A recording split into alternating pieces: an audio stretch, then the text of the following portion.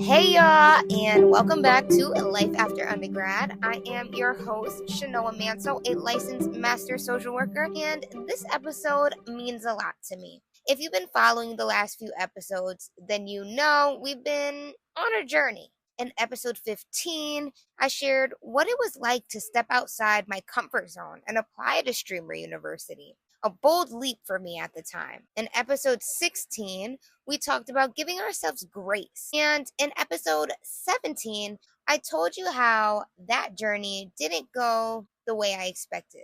I didn't get accepted into Streamer University. But something bigger came out of that no. And today, I want to tell you the full story, how the moment of rejection sparked the creation of something I've always dreamed of.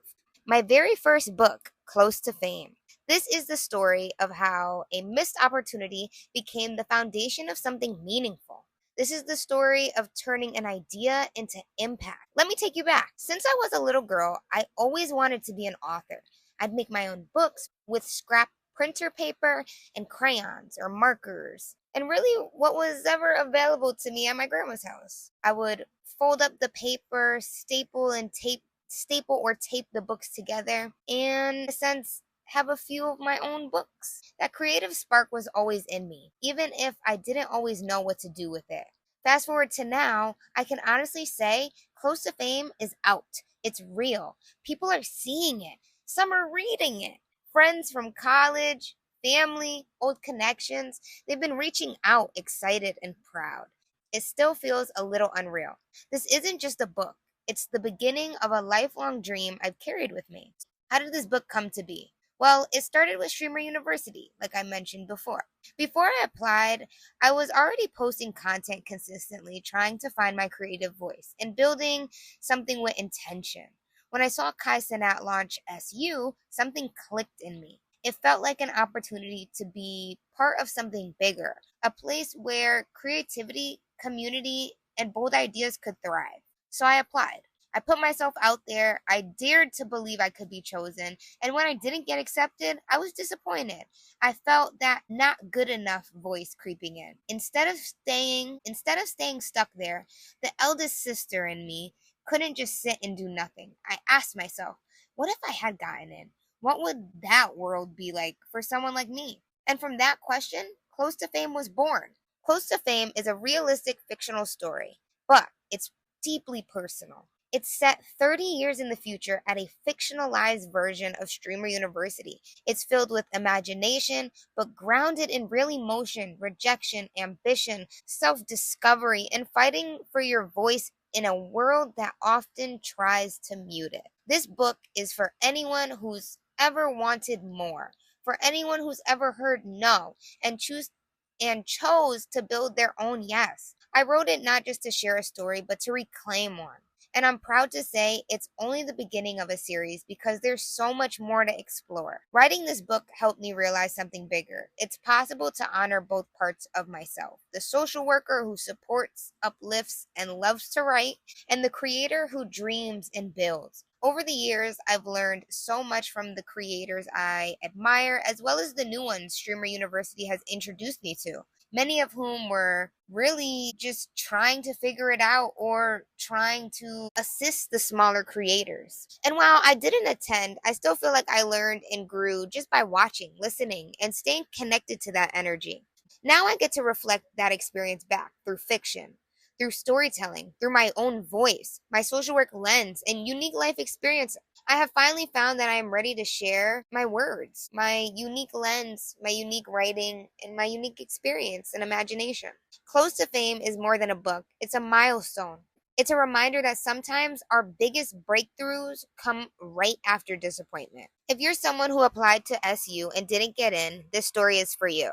If you're someone navigating the creative space with a million ideas and no clear map, this story is for you. If you've ever doubted yourself but kept going anyway, this story is for you. We don't have to wait for a door to open. Sometimes we build one ourselves, even over the adversity and challenging situations. If you'd like to read Close to Fame, it's available on Amazon, and you can find more info on my website, tvswct.com.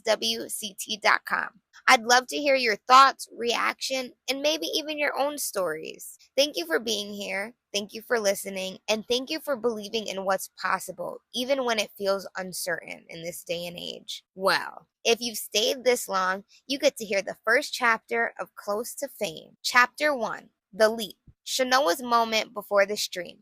May 17th, 2055. Before Kai's stream. Ring, ring. My phone buzzed on the desk, and my heart started racing. Could this be it? The call I've been waiting for? I picked up, trying to keep my voice steady. Hey, Mom. I can only talk for a quick second. I'm about to tune in to see if I got accepted into Streamer University. There was a pause. Then she said, Chnoa, what is this Streamer University all about? Where are you going? You've been posting content nonstop for days. We need to talk. I took a deep breath.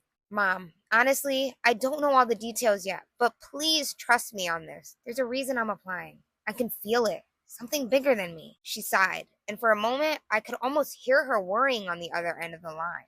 Then she said, all right, Chnoa, send me the link. I'll watch the stream. I'll call you soon. I love you. I smiled. Love you too, Mom. Hanging up, I stared at my phone. With millions of applications flooding in and me submitting in the second round, what were the chances anyone would even notice me? I didn't even get to show up on stream when he went through a random few select applications. But here's the thing. I'm Chnoa, and I'm not giving up hope just yet. I mean, I never ever streamed on Twitch before. That might hurt me. But Kai Cenat talked about content creators, people like me who have been hustling on their platforms. I've been creating for 3 years now, mostly in TikTok, Instagram, LinkedIn, and my website, tvswct.com. Since November 2024, my TikTok at TVSWCT has grown over 500 followers. Not huge, but every follower means someone's listening. I remember scrolling on Instagram one night and seeing the post about Streamer University, the eye-catching colors, Kai's face. It stopped me cold. It promised creators a chance to level up their craft, big or small. I felt like it was meant for me. I didn't hesitate. I applied.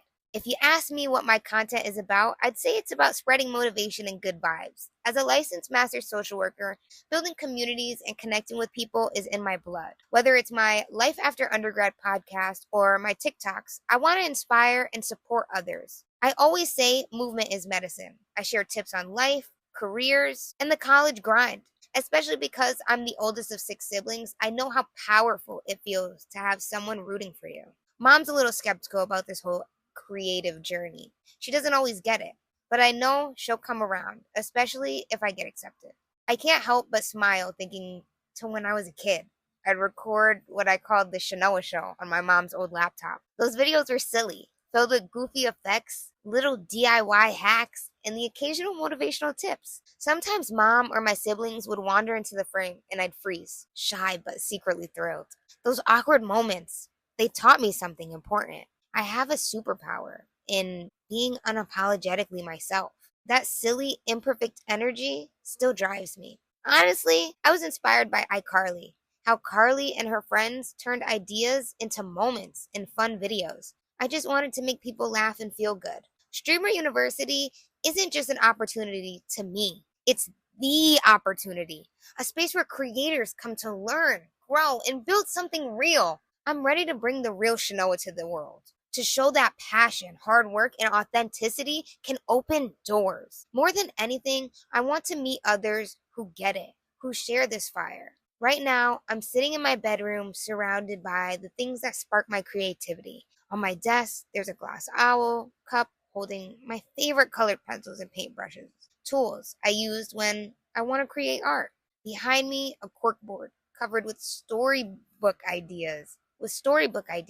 My content background is kind of like a mini museum. Shelves filled with books and memories. There's a peer-reviewed journal I helped edit at Columbia University, the Princess Bride book my dad gave me for my birthday years ago, worn VHS of the Princess Diaries, the first one, and a childhood favorite book, A Busy Bee. These things remind me where I came from and push me forward. These are my anchors. Content creation hasn't been easy. When my brother was diagnosed with cancer in 2053, I tried to start posting more regularly, hoping to bring some light during a dark time.